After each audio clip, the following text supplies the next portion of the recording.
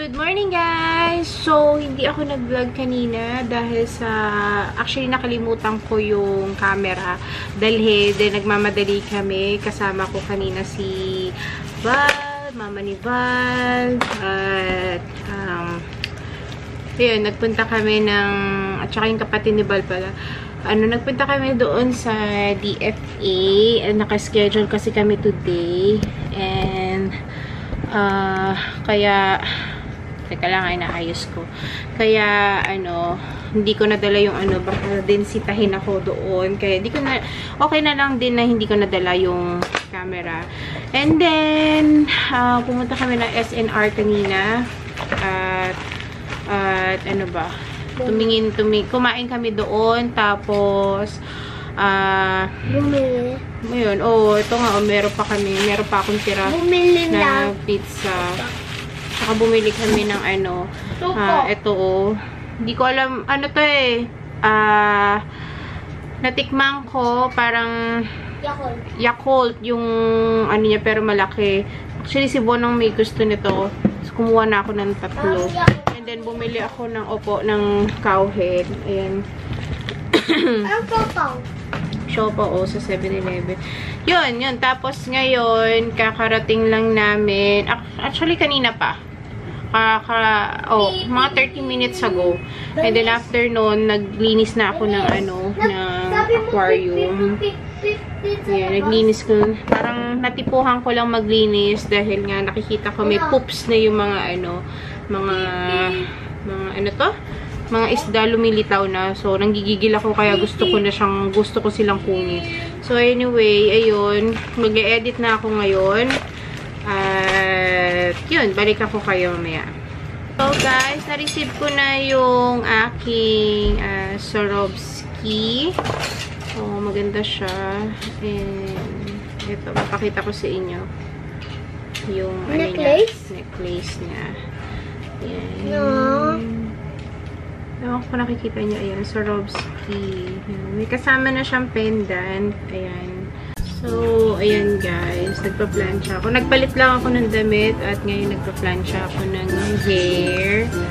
Parang gusto ko magpa-revan.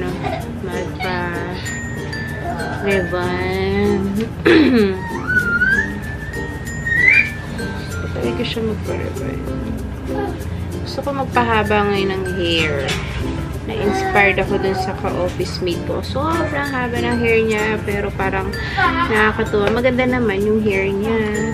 Ang ganda. So, alam naman niya na nasabi ko sa kanya, na-inspired ako sa hair niya. Dahil sobrang haba. Parang nami-miss ko yung hair talaga na mahaba. Ayan, guys. So, konti pa. Meron pa ako Ayan yung dating kulay ko. Ayan o. Tapos, nadagdagan ng kulay. Kasi nagpakulay ako. So, ito talaga. Konti na yung ko. Tapos, nagpakulay ako. Yan. Mag-iba yung niya. Anyway, okay lang yan. Para ako naka-ombre. Ayan. So, minsan gusto ko magpakulot. Try ko nga ito ikulot. Wait. May technique yung kapatid ko pagdating sa kulot. Hindi ko alam paano yung ginagawa. Labo, hindi ko kaya talaga. Dapat maganda yung pang-plancha nyo na talagang mainit. Mainit siya.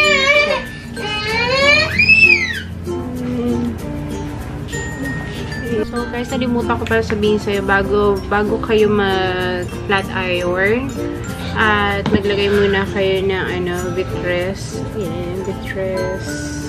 Nakita nyo ba? Vitress. Para maging siya, bago meron siyang protect sa heat. Nalimutan ko, kaya maglalagay ako muna ng Vitress. Ayan. Maglalagay ako ganyan. Gusto ko talaga magpahaba ng hair, tapos yung ikukulot. Ayan. Dati talaga sobrang haba ng hair ko. Tapos, yung nagpagupit ako, as in dati, hanggang lagpas ng boobs ko. Tapos, talagang lagpas. Tapos, nagpagupit ako siguro hanggang dito. Wala, nagtampo yung hair ko. Kasi nagtampo siya. Tas ang tagal niyang tagal niyang tumubo. Lalo na yung nung nabuntis ako kay Bon.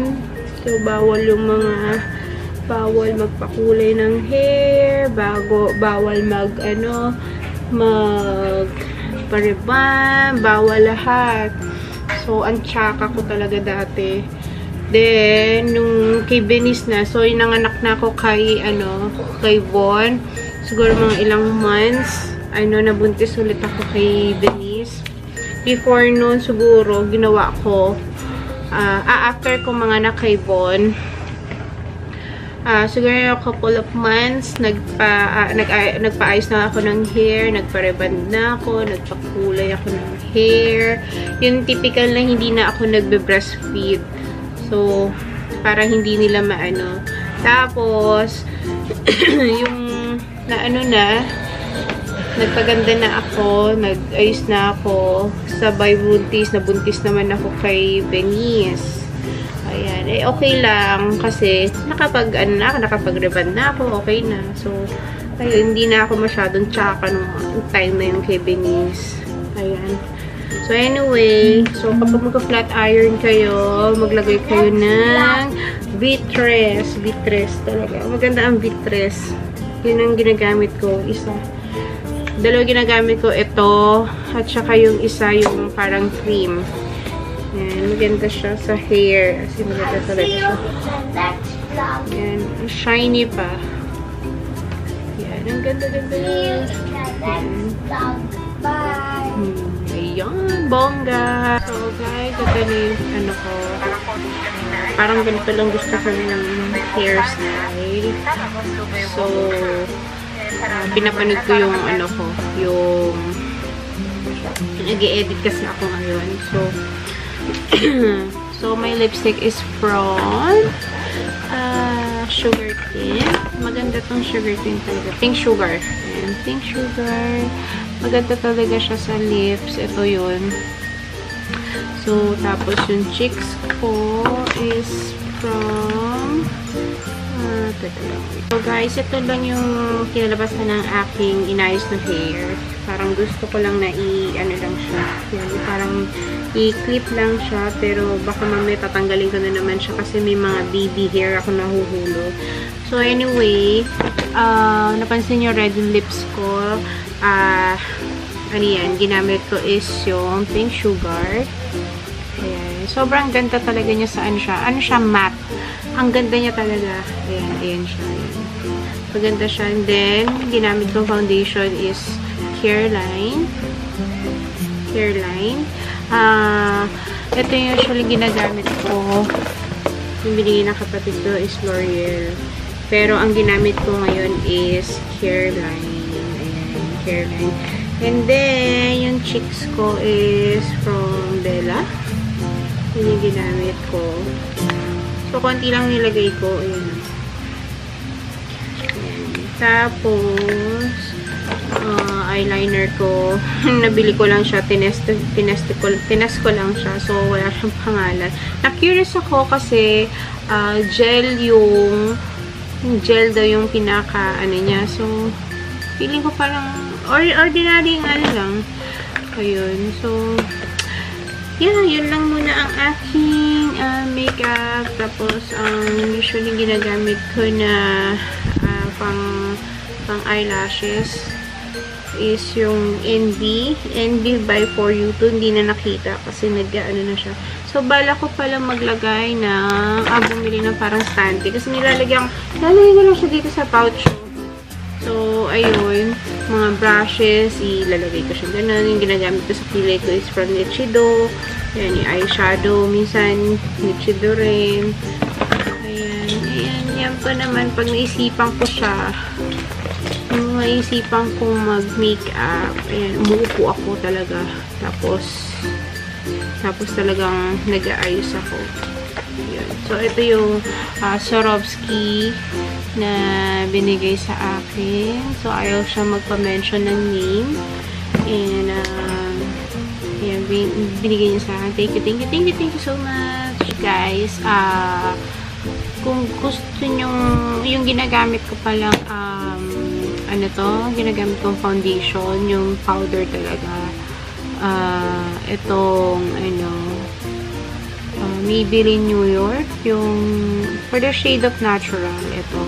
Actually, ano to eh, ewan ko nakikita nyo. Ayan na. Found out ko to. Itong, ano to, compact na to. Na ganito lang siya kaliit. Kasi, actually, refill to. Na-found out ko to sa dating ka-office mate ko. Sobrang liit lang niya. Tapos, sobrang, ayan o, may, ano na siya, may salamin na siya. Ayan yung ano niya. So, sobrang liit lang niya. Ito lang kasi mga gusto ko, yung mga maliliit na ano. Pero talagang fans talaga ako ng Maybelline. Kasi talagang, for me, is long-lasting at okay sa akin yung. So, okay siya sa akin. Although, yung mga ibang brand, like yung mga Pink Sugar, yung ano to, anong brand yun na binigay ng kapatid ko. Okay naman siya, pero talagang my favorite talaga is ito. Sobrang favorite ko talaga siya. Ayan. So, try nyo to. Nabili ko lang to sa Watson. So, ano sila? Ang alam ko laging nauubusan tong ganito kalit. Kasi sobrang liit lang siya. Ayan. So, kung nakikita nyo sa palm ko, ganyan lang siya kaliit. So, guys, right now, yung mga bata tulog. So, pinapatulog ko sila kapag ano. Ayun, natulog ko nila. Tulog. Ayan, tulog yung pa niya. Si Benicio, si Bon yun doon. So, ayun pala, naayos na naman, naayos ko na pala to. So, para hindi sila mauntog, kulang pa ako ng isa. So, balak ko, ito naman, lalagyan ng parang, isang, ano, yung, parang foam na ilalagay dyan. Para, kasi pag bumababa or umaakyat, masakit sa, ano, masakit pag umaakyat ka, masakit sa paa. So, balak ko, naghahanap ako ng ganon. Baka tumingin na lang ako sa hardware para maano siya. So, yun. So, kapag walang pasok yung bata or may something na mga event or katulad ngayon, nagpunta kami ng DFA, pinapatulog ko sila ng hapon or pagdating nila para iba kasi kapag nakakatulog pa rin ng hapon, iba kahit sandali, gaya nga na sinasabi sa mga survey na or yung mga doctor, kailangan mo pa rin matulog kahit na mga 15 to 30 minutes, umidlip ka lang sandali and then para ma-relax lang yung mind mo. Kaya yung mga nagde-drive sa highway, sinasuggest nila na kapag medyo inaantok kayo, mag-park muna kayo and then umidlip kayo ng konti, mga 15 to 30 minutes, tsaka kayo bumalik mag-drive dun sa highway. Kasi yun kasi the main cause na nangyayari, inaantok, lasing, ganyan, yun yung mga main reason talaga ng mga nagdadrive, inaantok. Yun, so, yun ang laging sinasabi rin ng mga,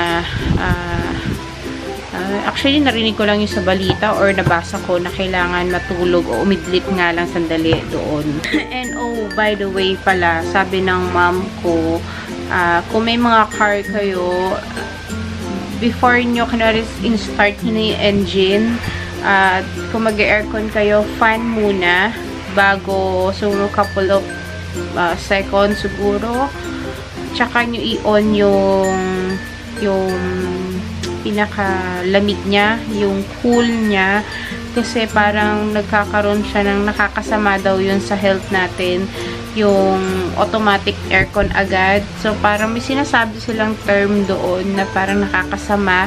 Kaya daw yung ibang tao na nakakatulog daw doon sa car, tapos biglang hindi na talaga gumigising.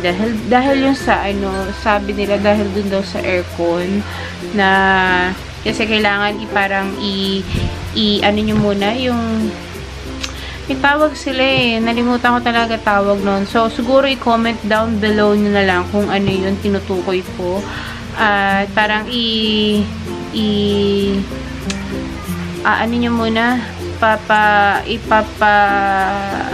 ready nyo muna, and then pag okay na, mainit na, or ano na siya, okay na, tsaka nyo i-set sa cool, and then yun, or kaya kung gusto nyo, ibuksan nyo yung window, and then tsaka nyo i-set yung cool. Ewan ko kung tama yung sinasabi ko ha, pero kasi yun ang sinabi sa akin din ng mom ko. So, parang napipicture out ko kung ano yung so guys, aalis muna ako. Susunduin ko si Matt. Mauuna na ako kasi dadaan pa ako ng Lucky Mall. And then, after doon, magkikita na lang kami siguro ni Val sa school ni Matt. Ayun. Gising na pala. Sir, pagod ikaw? Ha? Ay, ikaw. Kakagising lang. Guys, nandito na ako sa Lucky Chinatown Mall. Pupunta ako sa Daiso. May bibili na akong parang pusit nagustuhan kasi ni Val yung pusit doon sa Daiso. At masarap siya talaga. So, gagawin ko, bibili ako ng mga ilang piraso. Kasi gusto niya talaga yon. So, right now, nandito na ako sa Lucky Chinatown. Pupunta na ako ng Daiso. So, guys, nakapunta na ako ng Daiso. At mamaya actually, ngayon pupunta ako ng Watson. May titignan lang ako doon. And then, pupunta ako ng frutas para kay Val na shake.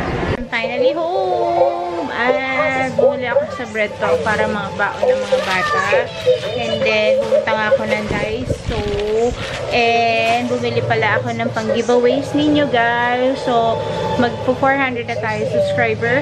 And, hopefully, continue pa rin. So, magpapag-giveaways ako. So, abangan nyo sa Instagram ko and sa Facebook page. Ipopost ko doon kung ano yung mga giveaways ko. So, abangan nyo yun, guys. So, guys, ito yung nabili ko sa Daiso. Sobrang sarap niya. Richo.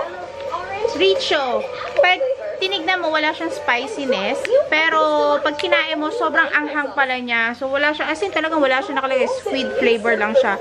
So, pag kinain nyo at bumili kayo, masarap at maanghang. And then, ito, itatry ko tong fish snack, fresh fish, barbecue flavor. Kasi favorite ni Bad is barbecue flavor. So, titignan namin kung masarap din siya or maanghang din siya. So, ayun. And, ayun. Yun lang yung nabili ko. And, di ko na nasundo si Matt. Kasi si Papa na niya ang nagsundo. And, ano pa ba? So, yun. Hinatid na lang ako ni Val pauwi.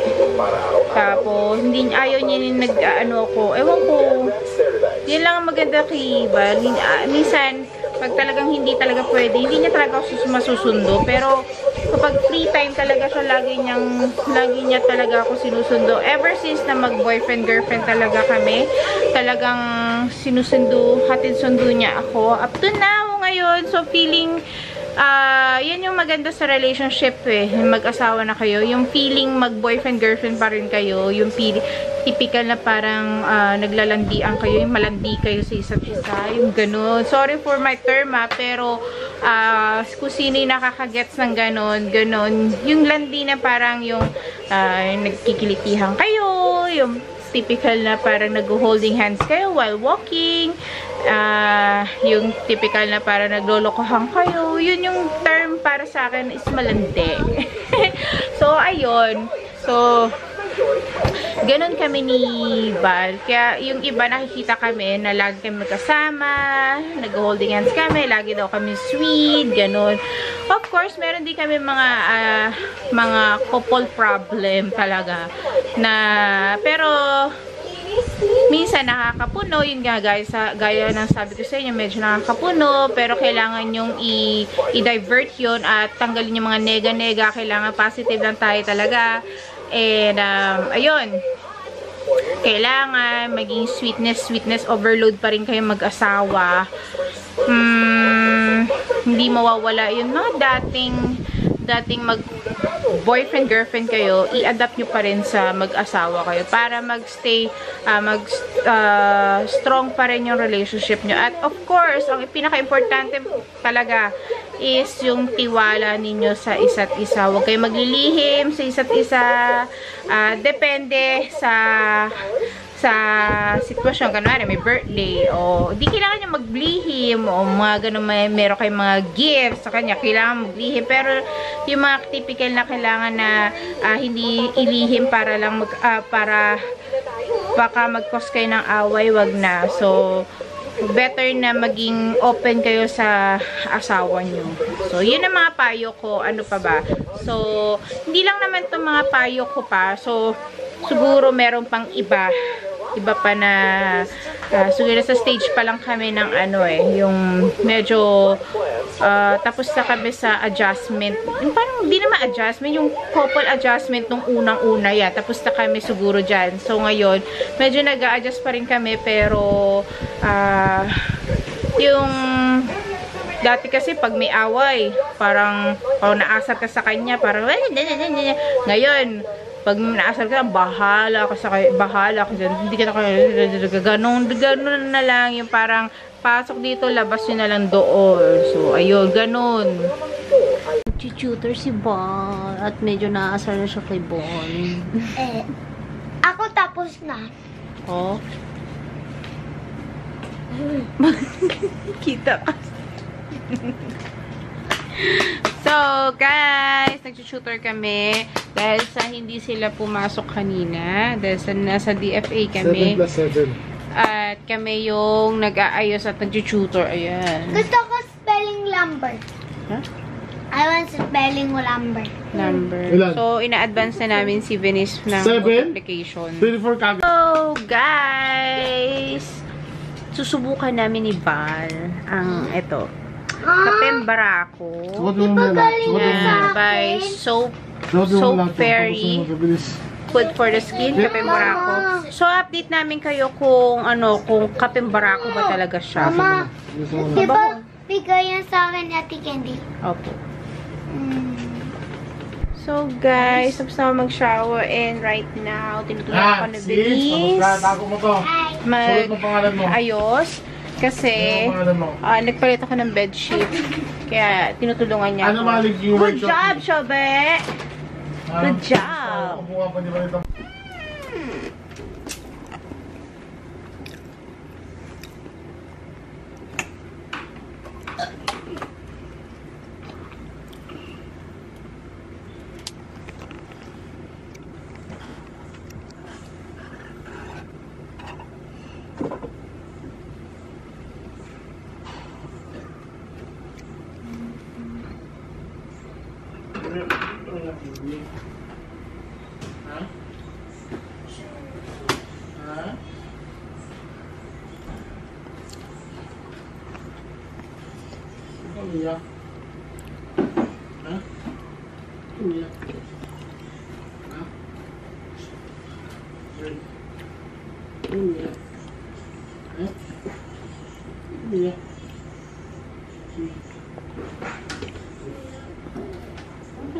Bakit?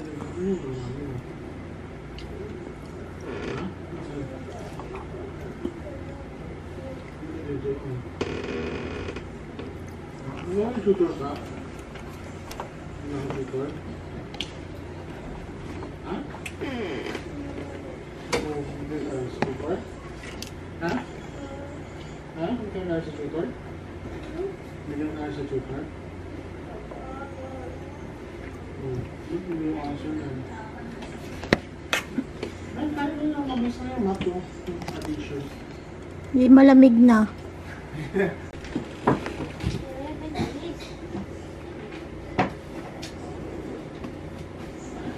May hindi kaya mo yan. Ano ba yung niya? Map. Kaya naman yun. Ha?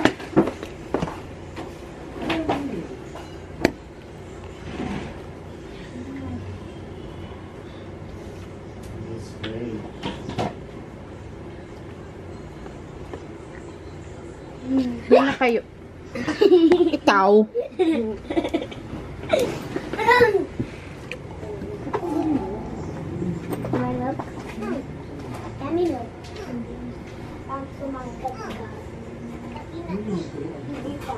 So guys, bumili ako nitong Belo para kumpleto yung ko. Ayan. Cream siya, neck and face and neck cream. So yung ginagamit ko kasing isa, yung cream paubos na. So itetest ko tong Belo. So ganito siya. Mabango siya at may kasama siyang scoop ng Belo. Ewan ko nakikita niyo yan na Belo. Ayan. So i-test ko siya kung okay siya sa mukha. Ayan.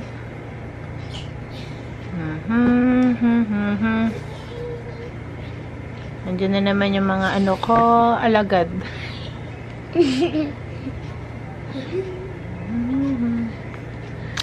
Down below, Daddy.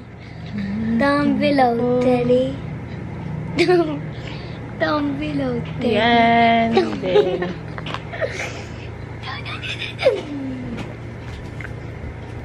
Doggy. ha? Sinabi ako. So, i-spread ko muna to and then... Mama, may pasito. So, guys, kailangan pala itong kapag gagamitin nyo tong Belo Intense Whitening Face and Neck Cream, kailangan yung small amount lang kasi pag marami katulad kanina ginamit ko, mahirap siyang patuyuin. So, kailangan maano siya. Pero parang meron siyang ayun nagkakaroon siya ng buo-buo. Ayun. Ewan ko pag obserbahan ko pa tong na to. Belo na to. Pero medyo siya, medyo sticky ng konti. Ayan. Pero parang parang hindi siya ordinaryong hindi siya ordinary yung cream na absorb agad. Siya hindi. Medyo pagka moisturizer siya at parang siya yung medyo malagkit ng konti. So tingnan natin kung okay to Belo. Tingnan natin. So, guys, mag-end of the vlog na kami. Don't forget to subscribe, like, and thumbs up of our videos. And click the notification somewhere down there. Diyan. Tsaka, yung subscribe. Click nyo lang. Wala pang 1 minute. Tapos na ayos. Ha? Tapos na. Ayos na. Naayos na daw niya yung taas. Yan. So, guys, ano sasabihin nyo? I see you in the next vlog! Heart. Heart. Okay. Okay. B. Ano? Bye. I'll see you in the next vlog.